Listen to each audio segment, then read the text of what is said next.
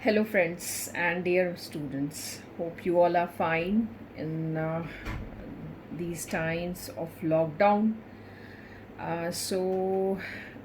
Moving up with the next topic of operating system, as in my previous lecture, we have discussed about process states, difference between primitive and non-primitive scheduling, and I need to tell you today about the scheduling criteria. Now, moving on to scheduling criteria, we need to know and understand the term actually what is scheduling is. So, the main term before going for the details into the criteria, because why criteria is important, because on the basis of criteria only we are going to decide which of the algorithm is best for CPU scheduling for the processes, because CPU scheduling says that we need to schedule the CPU for the processes, and which algorithm is best for that we use the criteria, scheduling criteria, to decide. Before going to scheduling criteria, let me define you the term scheduling. Now, what do you actually means scheduling? It is basically, we can say it is a mechanism, or we can say set of policies that is already there in OS. Already there in OS. This is already built in OS, so we can say it is a set of policies or mechanism which is already built in operating system. Now, which helps or govern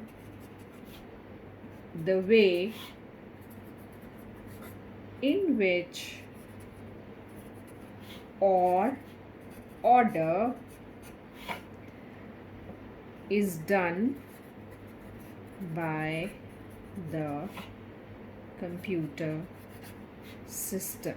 Okay, so in simple words we can understand that scheduling means it is a set of policy or a mechanism which is already there in operating system, which governs in the way, or which governs the order in which the computer system will complete any task, or we can say completes any task.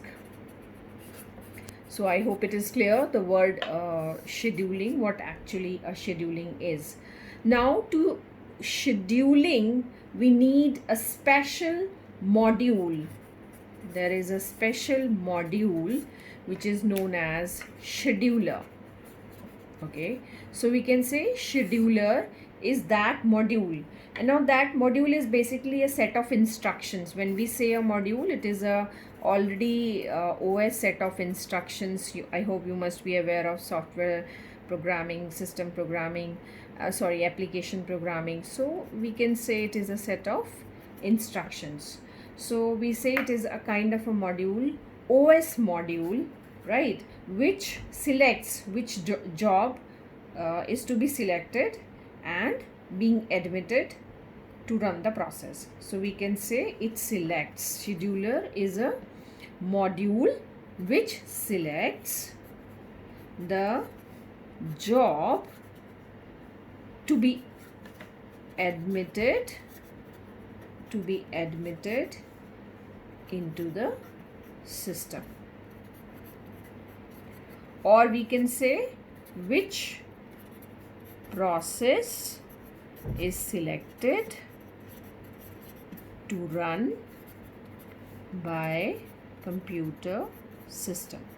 So I hope these two terms are clear. Before going to the scheduling criteria, I just told you it is a set of a set of policies which govern the order of allocating the resources or processes to the CPU. Scheduler is that module, operating system module, or we can say a set of instructions which decides that which system is to be run by the computer system. Now, moving on to the next very primary objective of scheduling. So I'm just telling you the objective of scheduling, or we can say the primary objective of scheduling. Now, the primary objective of scheduling, we can say it is just there, we can say optimize system performance. So we can say this is the topmost objective of any scheduling process, that we need to optimize the system process. So how do we optimize the system process? There are 5 ways in which we can perform this. One is your processor utilization. Second is your throughput. Third one is your turnaround time. Fourth is your waiting time. And fifth is your response time. So, just to define in brief what is processor utilization, it is basically, we can say, a average fraction of time. We can say it as average fraction of time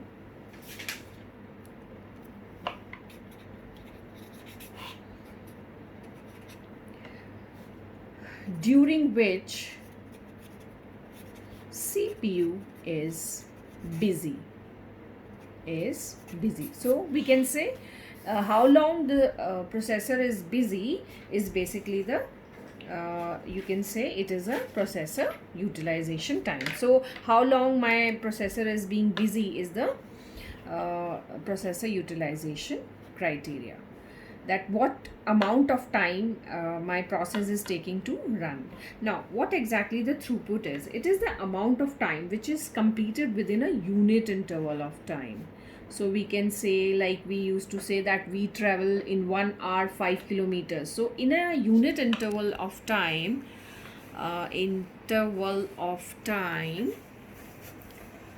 how much output we are producing, right? So we can say the amount of output produced in a unit interval of time. So that may be 1 hour, that may be 10 seconds, that may be 1 minute. So we need to check what is the throughput of my system. Now, turnaround time. Turnaround time is defined, you can say that it is the total time a process takes to complete its task. Now see, when it is submitted till completion. Now we will be doing this in algorithm also, that submitted till completion means, suppose any process arrives at time 0 and completes its task at 25 microseconds, right? So now it will need 25 seconds, but maybe directly it won't get the CPU. Its waiting time is suppose 4 milliseconds. So total time will be 29 milliseconds. So we can say whenever a process submitted and it completes, so that means waiting time is included into the turnaround time. So the total time taken by a process, which includes your waiting time as well as your turnaround time. Now waiting time, of course, as the name suggests, that the waiting time says that how much process has waited in the queue to get the processor. Okay, so this is the waiting time. Suppose here in this case 4 millisecond is my waiting time, that I have to wait 4 milliseconds to have the allocation of CPU to me. So this is basically the waiting time, or you can define it as a job spent waiting for a resource allocation. So we can say a job waiting for resource allocation. Okay, so resource allocation may be any resources or CPU, we can say.